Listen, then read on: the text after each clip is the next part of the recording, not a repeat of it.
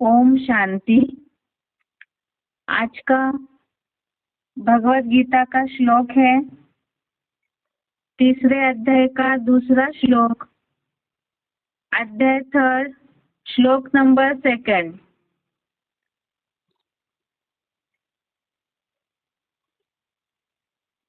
श्लोक है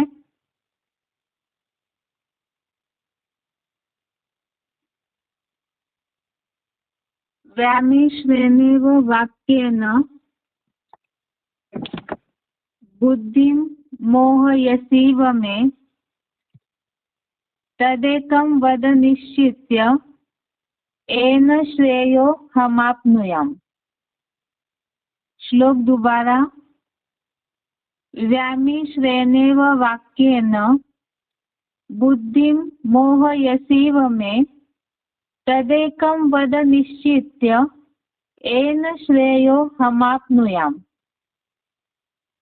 संधि विच्छेद श्लोक का व्यामिश्रेण इव वाक्येन बुद्धिं मोहयसि इव मे तत् एकं वद निश्चित्य येन श्रेयः अहम् आप्नुयाम्।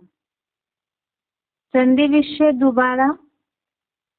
व्यामिश्रेण इव वाक्येन बुद्धिं मोहयसि इव मे तत् एकं वद निश्चित्य येन श्रेयः अहम् आप्नुयाम्। शब्दों का अर्थ है व्यामिश्रेणेव अर्थात परस्पर मिले हुए, वाक्येन अर्थात वाक्यों से, मैं अर्थात मेरी, बुद्धिम अर्थात बुद्धि, मोहयसीव अर्थात भ्रमित सी, तत् मोहयसीव अर्थात भ्रमित सी कर रहे हो, तत् निश्चित्य अर्थात निश्चित करके, एकम अर्थात एक बात, वद अर्थात कहो, एन अर्थात जिससे, अहम अर्थात मैं, श्रेयः आप्नुयाम अर्थात श्रेष्ठता को प्राप्त करो। शब्दों का अर्थ दोबारा। व्यामिश्रेणेव अर्थात परस्पर मिले हुए, वाक्येन अर्थात वाक्यों से, मैं अर्थात मेरी, बुद्धि अर्थात बुद्धि, मोहयसीव अर्थात भ्रमित सी कर रहे हो, तत् अर्थात तो, निश्चित्य अर्थात निश्चय करके, एकम अर्थात एक बात, वद अर्थात कहो, एन अर्थात जिससे, अहम अर्थात मैं, श्रेयः अर्थात श्रेष्ठता को, आप्नुयाम अर्थात प्राप्त करो। श्लोक का अर्थ है परस्पर मिले हुए वाक्यों से मेरी बुद्धि भ्रमित सी कर रहे हो, तो निश्चय करके एक बात कहो जिससे मैं श्रेष्ठता को प्राप्त करूं।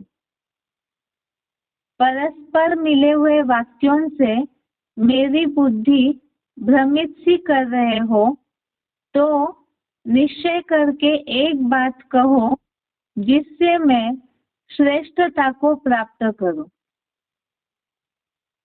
कल के श्लोक में जैसे बात आई थी कर्मयोग और बुद्धि योग की, इसी के लिए अर्जुन ने भगवान से ये बात बोली कि कर्मयोग श्रेष्ठ है या बुद्धि योग श्रेष्ठ है, इसमें से एक बात बताइए।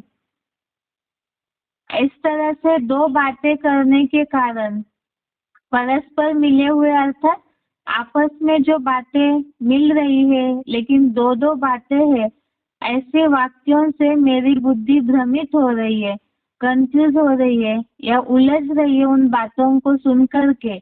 इसलिए कोई एक बात बताइए जिससे कि मैं श्रेष्ठता को प्राप्त करूं। एक बार इसके साथ ही क्लैरिफिकेशन वाला अर्थ भी पढ़ते हैं जिससे श्लोक समझने में सुविधा होगी। एक दूसरे से परस्पर मिले हुए दोहरा अर्थ देने वाले ब्रह्म वाक्यों से मेरी बुद्धि इस तरह किस लिए भ्रमित सी कर रहे हो? तो कर्मयोग बुद्धि योग में से निश्चय करके एक बात मेरे से कहो जिससे मैं निश्चय बुद्धि विजयते बन सकूं और श्रेष्ठता को प्राप्त करूं। इसमें पहले अध्याय से ही हम जिस तरह से अर्जुन की मनस्थिति देखते आए हैं, अर्जुन की बुद्धि में मन में अपने संबंधियों के प्रति बहुत मोह जागृत हो रहा है युद्ध के लिए। इसीलिए वो बार बार युद्ध भूमि में पीछे हट रहे हैं, रथ पर बैठ गए धनुष्य छोड़ करके। दूसरे अध्याय में भी इस बात को देखा कि मैं युद्ध नहीं करूंगा गुरुजनों से या कौरवों से, इस तरह कह करके वहां भी उन्होंने स्पष्ट मना किया। तो उसका एक ही कारण था, देह भान और देह के संबंधियों के प्रति मोह। अब धीरे धीरे जब दूसरे अध्याय में भगवान ने अर्जुन को आत्मा का परिचय समझाया, स्थिर बुद्धि के लक्षण समझाए, किस तरह से कर्मयोग करना चाहिए इस धर्म युद्ध भूमि में, इस कर्म क्षेत्र में जिस तरह से बुद्धि का योग लगाना चाहिए उसी से ही बुद्धि स्थिरता को प्राप्त हो जाएगी और साथ ही साथ शांति की अवस्था भी प्राप्त होगी। तो इतनी सारी बातें भगवान ने अर्जुन को समझाई है। अभी फिर से तीसरे अध्याय की शुरुआत में ही अर्जुन की बुद्धि फिर से भ्रमित हो रही है। इस बात से वो ये सोच रहे हैं कि भगवान जो बातें बोल रहे हैं वो दो दो अर्थ वाली बातें हैं, एक दूसरे से परस्पर मिले हुए, अर्थात दो दो बातें हैं जिसका दो अर्थ, दोहरा अर्थ देने वाले ब्रह्म वाक्यों से, अर्थात दो अर्थ देने वाले ब्रह्म वाक्यों से मेरी बुद्धि इस तरह भ्रमित किस लिए कर रहे हो? अर्थात इस तरह से जो कर्मयोग करना है या बुद्धियोग करना है, कौन सी बात करनी है ये न समझने के कारण अर्जुन निश्चय कर नहीं पा रहे, निश्चय बुद्धि नहीं हो पा रहे हैं। और जिस निश्चय बुद्धि के द्वारा विजय थे अर्थात श्रेष्ठता की स्थिति, परम पद की प्राप्ति हो, इसीलिए वो भगवान से ये बात बोल रहे। अभी यहाँ बात है नंबरवार जो भी ज्ञान अर्जन करने वाले पुरुषार्थी अर्जुन है, उनके लिए खास आज का जो श्लोक है वो बहुत महत्वपूर्ण श्लोक है, क्योंकि ब्राह्मणों की दुनिया में भी जिस तरह से सृष्टि चक्र के चित्र में कैलकुलेशन बताया है उसके हिसाब से ये ब्राह्मणों की दुनिया का युद्ध का पीरियड, परीक्षाओं का समय चल रहा है। और सबसे बड़ी परीक्षा शिव बाबा ने मुरलियों में बताई है, बाप के पहचान की परीक्षा। और बाप को पहचानते कैसे है? ज्ञान के आधार से। और वो ज्ञान ही अगर सही रीति से नहीं समझ पाएंगे तो बुद्धि भ्रमित होगी, और भ्रमित होगी, कंफ्यूज होगी। मुरलियों के महावाक्यों को जैसे शिव बाबा समझाना चाहते हैं वैसे न समझने के कारण ही अनिश्चय बुद्धि विनशंति के स्टेज तक पहुंच जाते हैं। इसमें सबसे पहली बात है ब्रह्म वाक्यों से अर्थात मुरलियों के वाक्यों से। यहाँ तो गीता के श्लोक के आधार से हमने अर्जुन की मनस्थिति समझी। अभी यहाँ पुरुषार्थी जीवन में सभी ज्ञान अर्जन करने वाले हैं और जिस तरह से ऊंची अवस्था का या उड़ती कला की अवस्था का अनुभव होना चाहिए, वो अवस्था का अनुभव न होने का मुख्य कारण है मुरली। मुरली के बातों को यदि सही रीति से समझते हैं, जैसे बाबा समझाना चाहते हैं, तब वही निश्चय बुद्धि होकर के ऊंची अवस्था की अनुभूति हो सकती है। लेकिन जैसे अर्जुन के मन में भी आत्मिक स्थिति की पूरी अवस्था प्राप्त न हुई, तब तक देहभान के कारण शिव बाबा की बातों को सही रीति से नहीं समझ पाते हैं।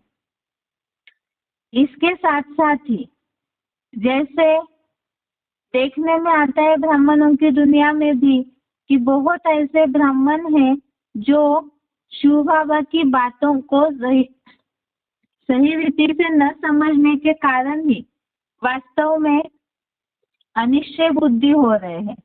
अब इसीलिए ही इस श्लोक के अर्थों को सही रीति से समझना जरूरी है। पहली बात तो है गॉड इज ट्रूथ कहा जाता है, सत्य भगवान कहा जाता है, और शिव बाबा की जो बातें हैं वो तो पत्थर की लकीर है, तो फिर वो दो दो अर्थ वाली बातें क्यों करेंगे। शिव बाबा कोई दो अर्थ वाली बातें नहीं करते हैं। जैसे सृष्टि चक्र की चित्र के कोर्स में भी इस बात को समझाया जाता है, संगम युग कहीं 40 साल का, कहीं 50 साल का, कहीं 60, कहीं 100 वर्ष का बोला हुआ है। तो इन बातों का सही अर्थ न समझने के कारण ब्राह्मण तो शुरू में यही समझते हैं कि शिव बाबा तो कभी खेत की, कभी खलिहान की बातें करते हैं। लेकिन मुरलियों के क्लैरिफिकेशन के द्वारा इन बातों का अर्थ हमें शिव बाबा ने ही समझा दिया कि मुरलियों में जो अलग अलग बातें आई है उनका अर्थ है। बिना अर्थ वाली बातें शिव बाबा करते ही नहीं है, क्योंकि शिव बाबा कोई देहवान वाली हस्ती तो है ही नहीं जो कि दो दो अर्थ वाली बातें करे। दूसरी बात है, जैसे कि लक्ष्मी नारायण की चित्र में भी बात आती है मुरलियों में कि ये लक्ष्मी नारायण तो समझदार है और ये लक्ष्मी नारायण तो बुद्धू है। इसका भी अर्थ शिव बाबा ने मुरलियों के द्वारा क्लैरिफाई कर दिया, स्पष्ट समझा दिया कि वास्तव में संगमयुगी लक्ष्मी नारायण अलग है और सतयुगी लक्ष्मी नारायण जो बुद्धू है, सतयुग में देवताएं बुद्धू होते हैं, तो वो लक्ष्मी नारायण का पद प्राप्त करने वाली आत्माएं अलग अलग है। तो फिर बाबा की मुरलियों में तो गुह्य अर्थ समाया हुआ है, क्योंकि बोला ही हुआ है मैं गुह्य ते गुह्य राज समझाता हूँ। लेकिन बुद्धि पर अनेक बातों का संकर रंग चढ़ा हुआ है। कहीं आधी बुद्धि दुनियावी संग में है, आधी बुद्धि ब्राह्मण परिवार में है। इसके कारण ही बाबा की मुरलियों को जिस तरह से समझना चाहिए वो न समझ पाने के कारण ही बुद्धि भ्रमित हो जाती है, कंफ्यूज हो जाती है। दूसरी बात है, शिव बाबा तो कल्याणकारी है, ये तो हम मुरलियों में भी सुनते हैं। शिव अर्थात ही कल्याणकारी, और जो भी बोलते हैं, जो भी करते हैं, उस हर बात में कल्याण है। तो शिव बाबा अकल्याण की कोई बात कैसे बोल सकते हैं।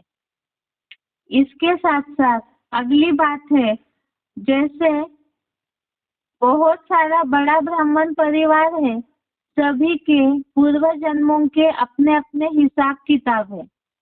इसके साथ साथ सभी का अपने अपने संस्कार है, अपना अपना कोई जीवन जीने का तरीका है। उसी अनुसार मुरलियों में जो भी श्रीमत दी हुई है, मुरलियों में जो भी बातें ब्राह्मण परिवार को देवता बनने के लिए बताई जाती है, वो धारणाओं की बातें अलग है। बाकी अगर कोई व्यक्तिगत शिव बाबा से श्रीमत लेते हैं तो वो उनकी स्थिति परिस्थिति अनुसार उनको श्रीमत दिया जाता है। लेकिन इसमें भी ऐसे होता है, बहुत से ब्राह्मण हैं आपस में इन बातों से कंपैरिजन करते हैं। उनको इस स्थिति के लिए ऐसी श्रीमत मिली और हमें इस बात के लिए ऐसी श्रीमत दी। इसका मतलब शिव बाबा पार्शलिटी करते हैं, दो दो बातें बोलते हैं। वास्तव में सभी का अपना अपना अलग अलग हिसाब किताब है। सबकी स्थिति परिस्थितियाँ, सबके पुरुषार्थ की गति, सबके आत्मा की अवस्था, ये तो शिव बाबा ही जानते हैं और उसी आधार से उनको श्रीमत मिलता है। इसीलिए इसमें कंपैरिजन अर्थात परस्पर तुलना करनी ही नहीं चाहिए, क्योंकि अगर इस तरह से तुलना करते हैं तो शिव बाबा के वाक्यों में संशय आने लगता है और संशय आकर के फिर अनिश्चय बुद्धि हो जाते हैं। इसीलिए ही मुरलियों में तो सभी के लिए श्रीमत जनरली दिया हुआ है, लेकिन उसके साथ साथ अलग अलग स्थिति परिस्थितियों में अगर कोई बात आती है तो हर एक को अपना अलग से श्रीमत लेना चाहिए। लेकिन इसमें भी जो मुरलियों में बोला है, बड़ा बाबा जो कहे आग बंद करके मान लेना चाहिए, क्योंकि उनका रिस्पॉन्सिबल शिव बाबा है। इसी तरह से ये जो श्लोक में बात आई हुई है कि एक दूसरे से परस्पर मिले हुए दोहरा अर्थ देने वाले ब्रह्म वाक्यों से मेरी बुद्धि इस तरह किस लिए भ्रमित सी कर रहे हो। वास्तव में शिव बाबा तो बुद्धि को किसी के भ्रमित करते ही नहीं है, क्योंकि शिव बाबा ने ये बात अव्यक्तवाणियों में भी बोली है, मुरलियों में भी ये बात आई है कि जो सरल चित्त होते हैं, जो सरल याद करने वाले हैं, और सरल चित्त भी होते हैं। शिव बाबा तो योगीश्वर है और खास सुप्रीम सोल जो विश्व कल्याण की भावना से सबको पतित से पावन बनाने के लिए इस सृष्टि पर आए हुए हैं, तो वो किसी भी बात से किसी को कंफ्यूज कैसे कर सकते हैं। मुरलियों की बातों को देहभान होने के कारण, सही रीति से न समझ पाने के कारण ही ब्राह्मण बच्चों की बुद्धि भ्रमित होती है। इसके अलावा मुरलियों के लिए भी शिव बाबा ने बोला है, मुरली की बातें सही रीति से तभी नहीं समझ पाएंगे जब मुरली एकाग्रता से नहीं सुनते हैं। बहुत से ऐसी मुरलियां हैं, सिलेक्टेड पॉइंट्स है, इसमें भी शिव बाबा ने ये बात बोली है, मुरली सुनते समय कोई भी अपना पर्सनल निजी काम नहीं करना चाहिए, क्योंकि मुरली सुनते समय यदि हम अपना पर्सनल काम करते हैं तो मुरली की एक बात कान में जाएगी और उसके ही संदर्भ में अगली बात जो बोली हुई है वो समझ नहीं आएगी। अगर मुरली सुनते समय सारा कुछ छोड़ के बिल्कुल एकाग्रता से 1 घंटा मुरली अगर पूरी एकाग्रता पूरी लगन के साथ सुनते हैं तो कभी भी रेगुलर और पंक्चुअल जो क्लास कर रहे हैं तो उनकी बुद्धि में इस तरह से मुरली के महावाक्यों से कंफ्यूजन निर्माण ही नहीं होगी।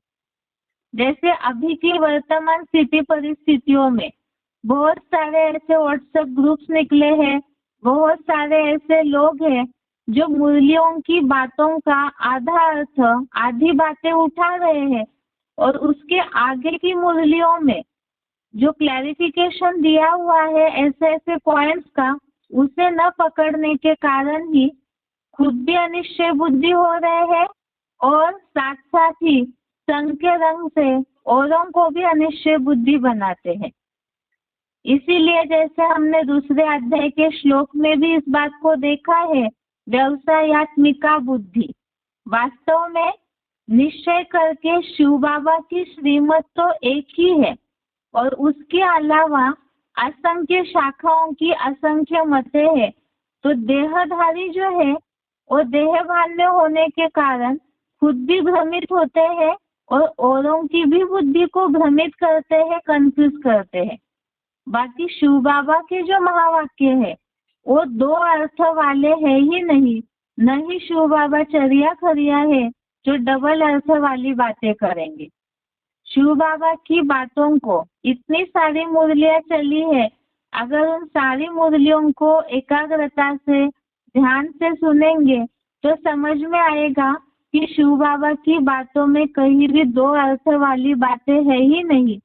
जैसी जैसी प्रसंग है, जैसी जैसी स्थिति परिस्थिति है, उसी अनुसार मुरलियों में वो बातें बोली जाती है। इसके अलावा जैसे और भी मुरलियों में बहुत सी बातें बोली हुई है, जैसे 50 साल लगते हैं तुम बच्चों की पढ़ाई के लिए, और भी ऐसी बहुत सी बातें हैं स्वर्ग स्थापना की बात को लेकर के। तो इसमें भी बहुत से लोग कंफ्यूज हो जाते हैं, वास्तव में देह भान है, तो इसीलिए इन स्थूल आंखों से ही सब कुछ देखना चाहते हैं। लेकिन पहले तो शिव बाबा ने बोला है मुरलियों में कि बुद्धि से पहले उस दुनिया में प्रवेश करना है। जब तक इस कलयुगी बुद्धि के ऊपर से शंकर रंग नहीं हटता है, तब तक शिव बाबा की जो बातें, शिव बाबा जो दुनिया स्थापन कर रहे हैं, तो वो दुनिया इन आंखों से दिखेगी नहीं, पहले तो बुद्धि से दिखेगी। तो उसके लिए ही मुरली के सारे बातों को सही मायने में समझना जरूरी है। इसी के लिए आज के श्लोक में इस बात को बताया है, एक दूसरे से परस्पर मिले हुए दोहरा अर्थ देने वाले ब्रह्म वाक्यों से मेरी बुद्धि इस तरह किस लिए भ्रमित सी कर रहे हो। तो कर्मयोग बुद्धि योग में से निश्चय करके एक बात मेरे से कहो, जिससे मैं निश्चय बुद्धि विजय से बन सकूं और श्रेष्ठता को प्राप्त करूं। अब इसमें भी जैसे बोला है कर्मयोग और बुद्धि योग में से निश्चय करके एक बात मेरे से कहो, जिससे मैं निश्चय बुद्धि विजय से बन सकूं। इसी तरह से यहाँ भी शिव बाबा के तो वैरायटी बच्चे हैं, कोई तो ऐसे हैं जो अपने घर गृहस्थी के बंधन में फंसे हुए हैं, जो निकल नहीं सकते हैं, कोई ऐसे हैं जो उस बंधन से निकल करके ईश्वरीय सेवा कर सकते हैं, और कोई ऐसे हैं जो पूरे ही निर्बंधन हो सकते हैं। तो जो जैसी परिस्थितियों में शिव बाबा के मददगार बनते हैं, उनके हिसाब से ही अलग अलग प्रकार से श्रीमत दिया जाता है। इसी के लिए ही यहाँ ये बात है कि जब शिव बाबा की बातों को सही रीति से समझेंगे, अपने देह भान का छिलका हटा के बुद्धि पे जो अनेक मतों के संकर रंग का छिलका है वो हटा करके जब मुरली की बातों को एकाग्र होके सुनेंगे, समझेंगे, तो उसी आधार से अटल निश्चय बुद्धि होंगे, और निश्चय बुद्धि जो होंगे वो विजयते बनेंगे, तो कल्याण को प्राप्त होंगे। और सबसे बड़ा कल्याण है जो नई राजधानी स्थापन हो रही है, उसमें पहुंचना, तो वो तभी हो सकता है। मुरलियों में ये बात बोली है, एक ही मुरली है, लेकिन उस मुरली के आधार से कोई महाराजाएं, कोई राजाएं बनते हैं, कोई दास दासी, कोई नौकर चाकर बनते हैं।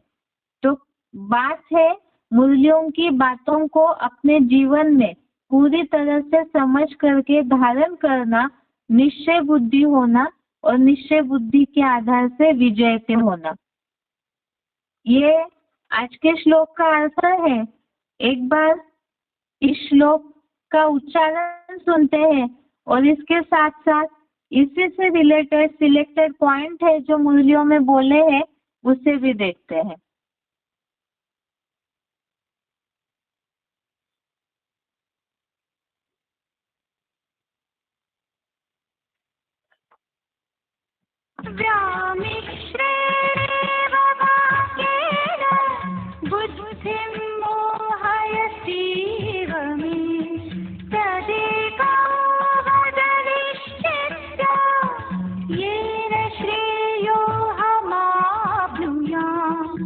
दूसरे से परस्पर मिले हुए दोहरा अर्थ देने वाले ब्रह्म वाक्यों से मेरी बुद्धि इस तरह इसलिए भ्रमित सी कर रहे हो। तो कर्मयोग बुद्धियोग में से निश्चय करके एक बात मेरे से कहो, जिससे मैं निश्चय बुद्धि विजयते बन सकूं और श्रेष्ठता को प्राप्त करूं।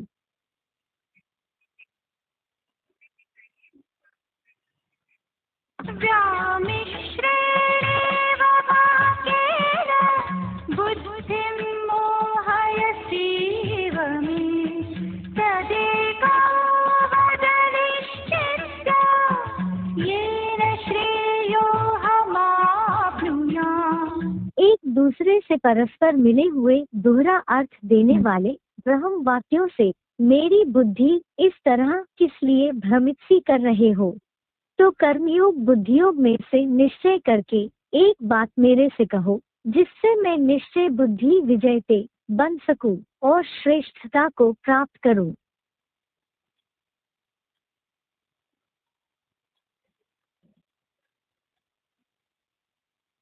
इसके आगे इस श्लोक से रिलेटेड पॉइंट है। उसके पहले एक खास सूचना है, जो भी भगवत गीता क्लास से जुड़े हुए हैं उनके लिए भी, और आप अपनी पहचान वाले पीबीकेस को भी इस बात की जानकारी दे सकते हैं। नया भगवत गीता, नया श्रीमद् भगवत गीता का किताब यूट्यूब में और वेबसाइट में दिया हुआ है। उसी आधार से ही हम भी आगे से श्लोक पढ़ेंगे। ये नए भगवत गीता की पहचान है कि एक कलर फॉन्ट वाला है, इससे समझ में आ जाएगा, क्योंकि पहले वाला पुराना वाला भी उसमें डाला हुआ है यूट्यूब में और वेबसाइट में। जिन्हें चाहिए नया भगवत गीता, वो वेबसाइट से या यूट्यूब से डाउनलोड करके पढ़ सकते हैं। इसके आगे सच्ची गीता खंड में अभी का जो श्लोक है, शिव बाबा की दो बातें होती है या नहीं होती है, इससे रिलेटेड ही कुछ खंड के पॉइंट है, उसे देखते हैं। सच्ची गीता खंड 1 में आया हुआ पॉइंट है, मुरली तारीख है 4 अप्रैल 71, मुरली डेट 4 अप्रैल 71। पॉइंट है, बड़ा बाबा जो कहे वह मानना चाहिए ना। उनकी बात तो आंख बंद कर माननी चाहिए, परंतु ऐसे निश्चय बुद्धि है नहीं। भल उसमें नुकसान हो व फायदा हो, मान लेना चाहिए। भल नुकसान भी हो जाए, फिर भी बाबा कहते हैं ना, हमेशा ऐसे समझो, शिव बाबा कहते हैं। ब्रह्मा के लिए मत समझो। रिस्पॉन्सिबल शिव बाबा हो गया, उनका यह रथ है, वह आपे ही ठीक कर देंगे। कहेंगे मैं बैठा हूँ, हमेशा समझो शिव बाबा ही कहते हैं। पॉइंट दोबारा, मुरली तारीख 4 अप्रैल 71, सच्ची गीता खंड 1 से लिया हुआ पॉइंट है ये। बड़ा बाबा जो कहे वह मानना चाहिए ना। उनकी बात तो आंख बंद कर माननी चाहिए, परंतु ऐसे निश्चय बुद्धि है नहीं। भल उसमें नुकसान हो व फायदा हो, मान लेना चाहिए। भल नुकसान भी हो जाए, फिर भी बाबा कहते हैं ना, हमेशा ऐसे समझो, शिव बाबा कहते हैं। ब्रह्मा के लिए मत समझो। रिस्पॉन्सिबल शिव बाबा हो गया, उनका यह रथ है, वह आपे ही ठीक कर देंगे। कहेंगे मैं बैठा हूँ, हमेशा समझो शिव बाबा ही कहते हैं। तो इस तरह से बाबा जानते हैं किस आत्मा का कल्याण किस तरह से करना है। देहभान है तो हमें अपना कल्याण समझ में नहीं आएगा, क्योंकि हमारे ऊपर तो देहभान रूपी मिट्टी चढ़ी हुई है। तो हमारे बुद्धि रूपी नेत्रों को अपना तीनों कालों का ज्ञान तो है ही नहीं। ये भी हमने श्लोक के आधार से समझा है। भगवान जन्म मरण के चक्र में नहीं आते, इसलिए वो त्रिकालदर्शी है। मनुष्य त्रिकालदर्शी नहीं हो सकते। इसीलिए शिव बाबा जिस साकार तन के द्वारा श्रीमत देते हैं, वही बड़ा बाबा है। और वो जो कहे वो आंख बंद करके मान लेना चाहिए, अर्थात निसंकल्पी होके उस श्रीमत को फॉलो करना चाहिए, भले उसमें फायदा हो या नुकसान हो। लेकिन शिव बाबा ने तो इस बात को भी बोला है कि शिव बाबा उस बात के रिस्पॉन्सिबल हो जाते हैं। अगर कुछ ऐसे हो भी जाता है तो वह आप ही ठीक कर देंगे। तो इतना निश्चय बुद्धि होना चाहिए ज्ञान के आधार से, तब वही कल्याण हो सकता है। अगला पॉइंट है अव्यक्तवाणी डेट 12 अक्टूबर 81, अव्यक्तवाणी डेट 12 अक्टूबर 81। जो बाबा बोले वह करते चलो, फिर बाबा जाने, बाबा का काम जाने। जैसे बाबा कहे वैसे चलो तो उसमें कल्याण भरा हुआ है। बाबा कहे ऐसे चलो, ऐसे रहो, जी हाजिर। ऐसे क्यों नहीं, जी हाजिर। समझा? जी हजूर व जी हाजिर तो सदा उड़ती कला में जाते रहेंगे। पॉइंट दोबारा, अव्यक्तवाणी डेट 12 अक्टूबर 81। जो बाबा बोले वह करते चलो, फिर बाबा जाने, बाबा का काम जाने। जैसे बाबा कहे वैसे चलो तो उसमें कल्याण भरा हुआ है। बाबा कहे ऐसे चलो, ऐसे रहो, जी हाजिर। ऐसे क्यों नहीं, जी हाजिर। समझा? जी हजूर व जी हाजिर तो सदा उड़ती कला में जाते रहेंगे। इसमें भी यही बताया कि बाबा जो कहेंगे वो मानते जाना है, तो उसी में ही कल्याण भरा हुआ है और उसी से ही उड़ती कला की अनुभूति होती रहेगी। आगे है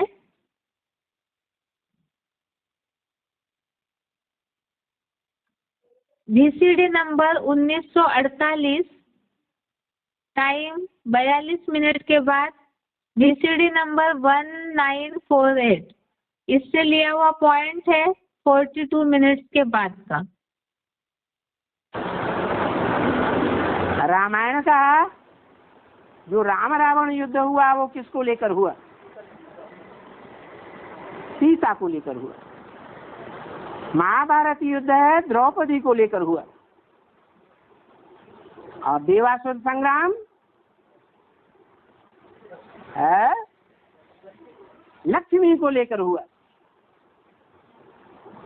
अब ये तीनों संग्राम अलग अलग हैं या एक ही है? एक ही बात है। तो ये बहुत ही समझने की बातें हैं।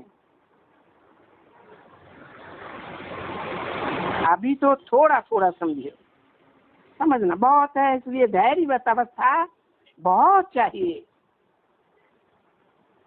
किसी क्यों कहा धैर्यवत अवस्था चाहिए है? क्योंकि बच्चों को माया बहुत संशय में लाती है और उन संशयों का निवारण न होने पाने के कारण अंदर ही अंदर बच्चे घुटते रहते हैं। घुटते घुटते यहाँ तक कि एक ही छोड़ करके चले जाते, अनिश्चय बुद्धि हो जाते, मर जाते, बाप के बच्चे खलास हो जाते। इसलिए बोला, क्या बोला? धैर्यवत अवस्था बहुत चाहिए और फिर बाप को याद भी करना चाहिए।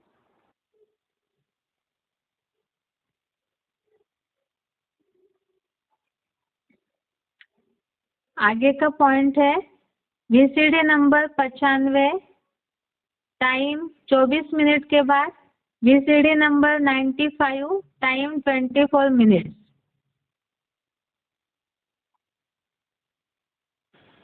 सीकर वो शंकर और शिव को भी मिला दिया। क्या कहा? शंकर और शिव को भी मिला दिया है। ये क्या बात? ये नई बात क्यों शुरू कर दी है?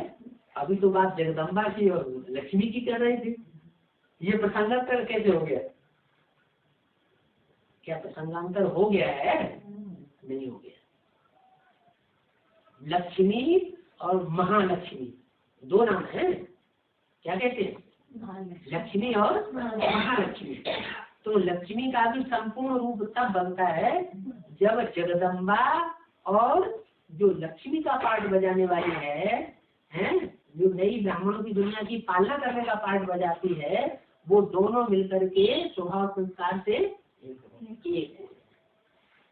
तो दोनों जब मिल जाते हैं तो काम संपन्न हो जाता है। महालक्ष्मी और लक्ष्मी दोनों मिलकर के एक हो जाते हैं। माने जगदम्बा जो कलश उठाने वाली है, जिसको परमात्मा बाप से कलश मिला है, और जो बांटने का हिम्मत करती है लक्ष्मी, वो दोनों के स्वभाव संस्कार मिलकर के एक हो जाने के कारण महालक्ष्मी का रूप धारण कर लेती है। क्या किसका रूप धारण कर लेती है? महालक्ष्मी। तो जगदम्बा और लक्ष्मी दोनों को मिला करके महालक्ष्मी बनती है। तो दोनों को मिला दिया ना, तो महालक्ष्मी कहो, वैष्णव देवी कहो, उनको चार भुजाएं दिखाई जाती है, कंबाइंड रूप। तो यही बताया कि शंकर और शिव को भी मिला दिया। भी क्यों लगा दिया?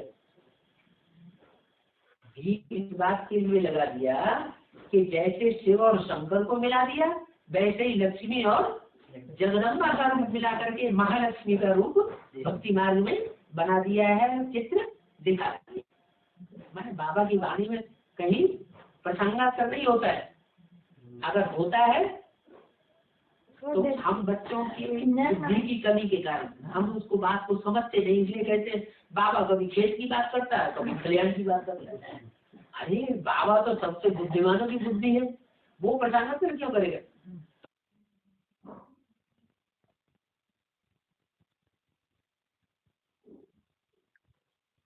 जैसे अभी के 2 पॉइंट्स में हमने समझा। एक तो पहले पॉइंट कि बाबा की बात सही रीति से समझ न पाने के कारण अनिश्चय बुद्धि हो जाते हैं, या तो बातें क्लियर नहीं करते हैं। मुरलियों में जो भी बातें समझ नहीं आती है वो क्लियर न करने के कारण अंदर अंदर घुटते हैं और तभी अनिश्चय बुद्धि होते हैं। इसीलिए मुरलियों की बातों को समझने के लिए धैर्यवत अवस्था चाहिए। और अभी का जो पॉइंट समझा हमने, इसमें जैसे बताया है, पहले बाबा लक्ष्मी की जो बात कर रहे थे, जगदम्बा और लक्ष्मी की, उसके बाद शिव शंकर को मिलाने की बात इस मुरली में आई है। तो वास्तव में बाबा की बातों का प्रसंगांतर नहीं होता है। कुछ उदाहरण देते समय बाबा इस तरह से बातें बोलते हैं, या तो दो अर्थ वाली बातें तो शिव बाबा बोलते नहीं है, प्रसंग को लेकर के उन बातों का मिसाल दिया जाता है। इसीलिए ही ये बात बताई है। अगला VCD पॉइंट है 322 नंबर का, 3:22, टाइम है 29 मिनट के बाद। माना वेद, वेद कहेंगे, लेकिन गीता ज्ञान अमृत नहीं कहेंगे। अमृत कब निकलता है? शास्त्रों में लिखा है सागर मंथन हुआ तो उसमें से अमृत कलश निकला। तो ये अमृत कलश कब निकलता है? जब मंथन होता है। और मंथन कौन करता है? कहते हैं देवताओं ने भी मंथन में हाथ लगाया और असुरों ने भी मंथन में हाथ लगाया। देवताओं ने क्या किया?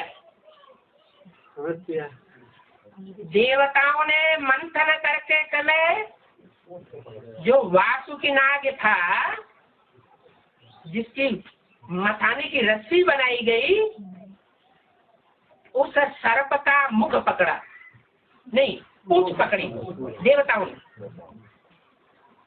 माने उन देवताओं ने फॉलो किया क्या? उस सर्प को मंथन करते समय फॉलो किया। किसको फॉलो किया? है पूछ, सर्प की पूछ को फॉलो किया,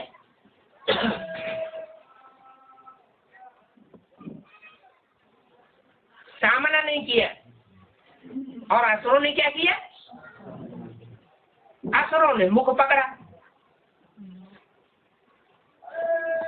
तो जब सर्प की खींचातानी होगी तो मुख में से फुफकार के साथ क्या निकलेगा? है? विष निकलता है। तो उनके पल्ले विष पड़ा, क्योंकि उन्होंने मुकाबला किया, सामना किया। और देवताओं ने जो बोले सो निहाल, जैसे गुरुओं के सामने कहते हैं सत्य वचन महाराज। तो ये परंपरा शुरू कहाँ से होती है? सबसे बड़ा गुरु कौन? शिव बाबा भी जब इस सृष्टि पर आता है तो जो उसके असली बच्चे होते हैं वो हर बात में क्या बोलते हैं? सत्य वचन। अंदर से धारण करते हैं कि बाप ने जो कुछ बोला वो सब पत्थर की लकीर बोला, उसमें झूठा होने का कोई सवाल नहीं है। और जो दैत्य बुद्धि होते हैं वो अपनी अकल लगाते हैं, क्योंकि उस बुद्धि में देहभान भरा हुआ है। वो देहभान कहाँ से आता है? संगम युग में ये देहभान का फाउंडेशन लगने से दैत्य कैसे बन गए? जिन्होंने ब्रह्मा की वाणी को ध्यान से सुना और जीवन में फॉलो किया, वो ब्रह्मा मुखवंशावली ब्राह्मण बनते हैं।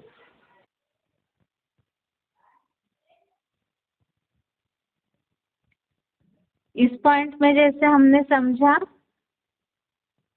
अभी सागर मंथन हो रहा है तो इसमें जो ज्ञान का मंथन हो रहा है, शिव बाबा जो भी ज्ञान रतन दे रहे हैं, तो जो असुर क्वालिटी के होंगे, देहभान ज्यादा भरा हुआ है, तो मुंह पकड़ेंगे, अर्थात बाबा ने ऐसे क्यों बोला, वैसे क्यों बोला, इस तरह की बातों में ही बुद्धि जाएगी।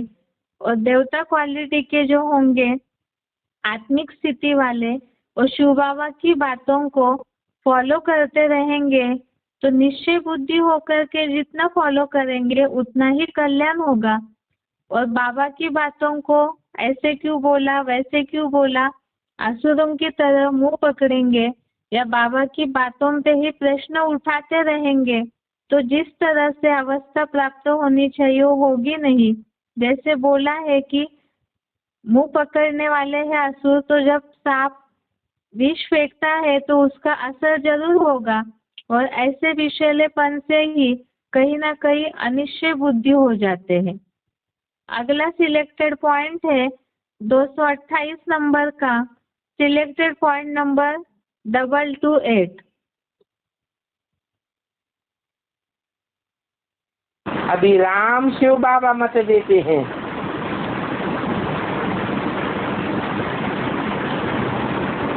इस निश्चय में ये विजय है।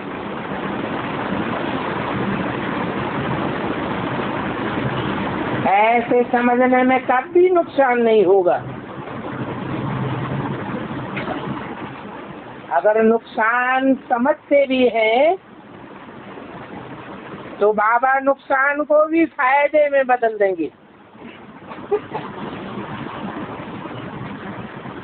परंतु अनिश्चय बुद्धि वालों को नहीं,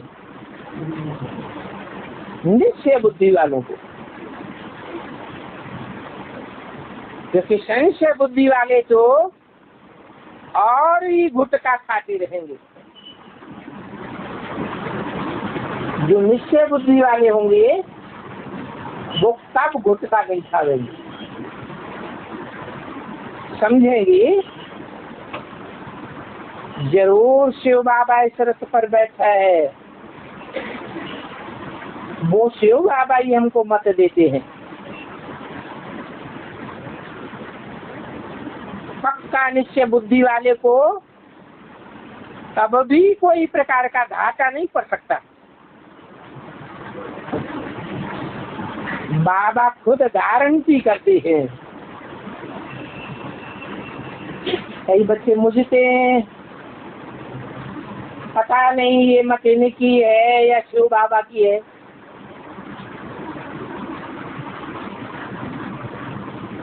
अब वो तो कहते हैं हमेशा शिव बाबा की हिम्मत पर चलो और हमेशा शिव बाबा की मत समझो,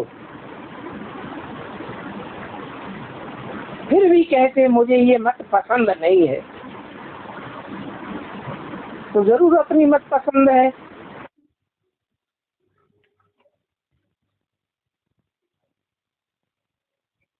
आगे का पॉइंट है सिलेक्टेड पॉइंट का number 593, selected point number 593।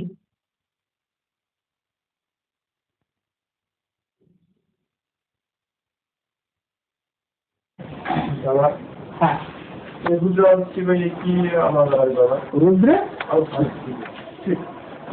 Shiv कहा जाता है ज्योति बिंदु को। उस ज्योति बिंदु का नाम क्या है?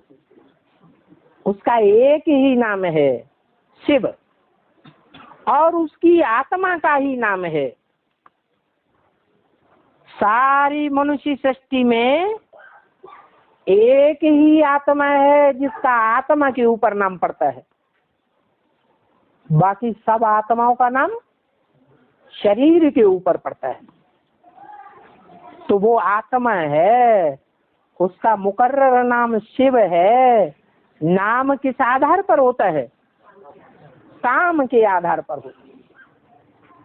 काम इस सृष्टि में होता है या परमधाम में होता है?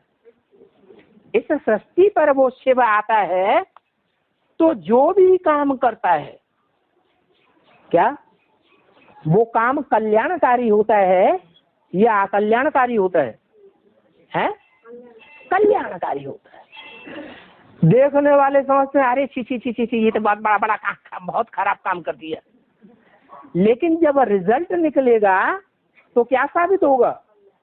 है कि जो भी काम किया, कोई भी कर्म इंद्रियों से किया, वो काम का रिजल्ट कल्याणकारी ही आवेगा, अकल्याणकारी नहीं आ सकता। बहुत कल्याणकारी है और सदैव कल्याणकारी है। वो जो भी वाचा बोलेगा, सुनने वाले करेंगे अरे ये तो बड़ी ग्लानि करता है, सब धर्मों की ग्लानि कर दी। लेकिन नहीं, वो ग्लानि नहीं करता है, वो तो कल्याण ही कल्याण की बात बोलता है। समझने वाले उस समय भले न समझ सके। ऐसा भी टाइम आएगा कि हर धर्म वाला बोलेगा कि ये तो भगवान बाप की वाणी है, ये वाणी जितनी कल्याणकारी है हमारे लिए, उतना और दुनिया में कोई कल्याण नहीं कर सकता। तो कर्मणा से भी कल्याण करता है, वाचा से भी कल्याण करता है, और संकल्पों से भी कल्याण ही कल्याण करता है। इसलिए कहते हैं मन मना भव, क्या करो? मेरे मन में समा जाओ। शिव के मन में कोई अकल्याणकारी संकल्प भी आ सकता है क्या? नहीं आ सकता। वो सदैव कल्याणकारी है, कल्याणकारी ही था। यज्ञ के आदि में भी कल्याणकारी था, कल्याणकारी ही है वर्तमान में भी, और भविष्य में भी कल्याणकारी ही रहेगा। गूंजी विनाश की वाणी फिर भी कितनी कल्याणी। वो अंत की बात है या आदि और मध्य की बात है? कब की बात है? हैं? गूंजी विनाश की वाणी कब की बात है? आदि में भी विनाश की वाणी बोली थी, सारा यज्ञ विध्वंस हो गया था, विघटन हो गया था यज्ञ के आदि में। आदि में भी दो पार्टियां बन गई थी ना, तो आदि सो अंत। आदि में भी कल्याण हुआ और अंत में भी कल्याण हुआ। आदि में जो विनाश हुआ, उस विनाश में कुछ बच गए और कुछ बह गए। कौन बह गए? है जो ब्रह्मा की गोद में बैठे रहे वो बह गए, और जो बाप के साथ चले गए वो बच गए, एडवांस में आ गए, रुद्रमाला के मणके बन गए। वो रुद्र है, शिव नहीं है। शिव में और रुद्र में क्या फर्क है? शिव सिर्फ आत्मा का नाम है और रुद्र आत्मा प्लस शरीर का नाम है, जो रौद्र रूप धारण करता है। सौम्य रूप से बच्चे सुधर रहे हैं या बिगड़ रहे हैं? है? जो भी पढ़ाई पढ़ने वाले बच्चे हैं राजयोग की, अभी तक रिजल्ट क्या निकल रहा है? बिगड़े हैं या सुधरे हैं? है? बिगड़े हैं। तो कौन सा रूप धारण करता है? आदि में भी रौद्र रूप धारण किया था। स्थापना के साथ साथ यज्ञ कुंड से विनाश ज्वाला निकली थी, और अभी अंत में भी क्या होने वाला है? रौद्र रूप धारण करेगा और सब उठ के खड़े हो जाएंगे पुरुषार्थ में। अभी तो अलवेलापन बहुत आता है। तो रुद्र अलग है और शिव अलग पार्ट है दोनों पार्ट इसी दुनिया की यादगार।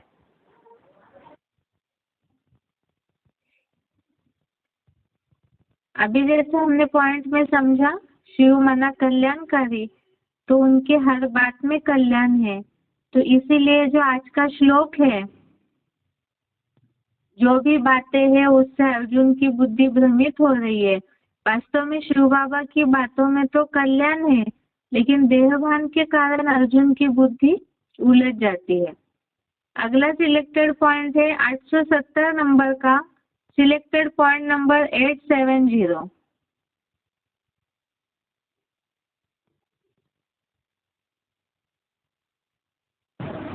सत्य एक होता है या सत्य अनेक होते हैं? सत्य माने सच्चाई।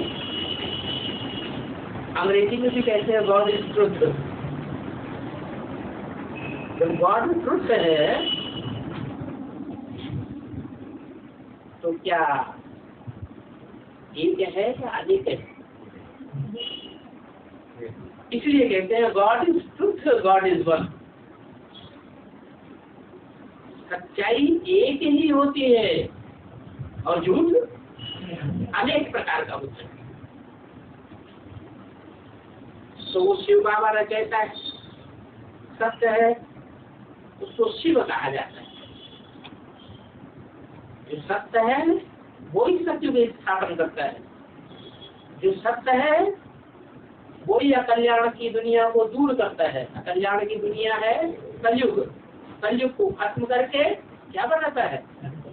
सत्य को बनाता है।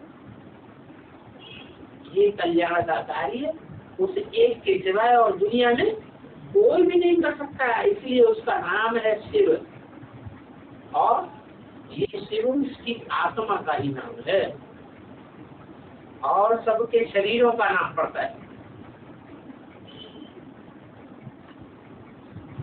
नाम का के आधार पर पड़ता है, काम के आधार। तो औरों ने सत्य काम किए या असत्य काम किए? और शिव ने जो भी काम किए सत्य काम किए, इसलिए उनका नाम शिव। कोई भी इंद्रिय से कोई भी काम किया तो सत्य है या असत्य है? क्या है? सत्य ही है, असत्य हो नहीं सकता। वाचा से जो भी बोला वो ब्रह्म वाक्यम जनार्दनम सत्य ही होगा, असत्य होने का सवाल ही पैदा नहीं होता, इसलिए उनका नाम शिव है।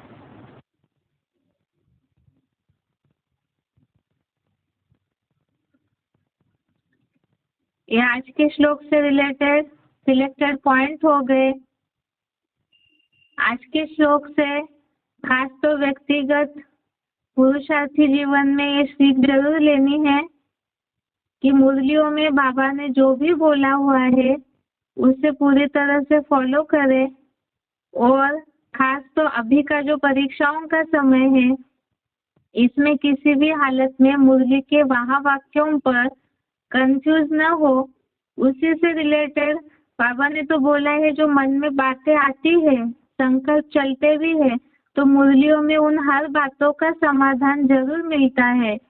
इसीलिए ही बुद्धि भ्रमित नहीं करनी चाहिए, नहीं तो जिस तरह कल्याण की या उड़ती कला की अवस्था की अनुभूति होनी चाहिए वो नहीं हो पाएगी।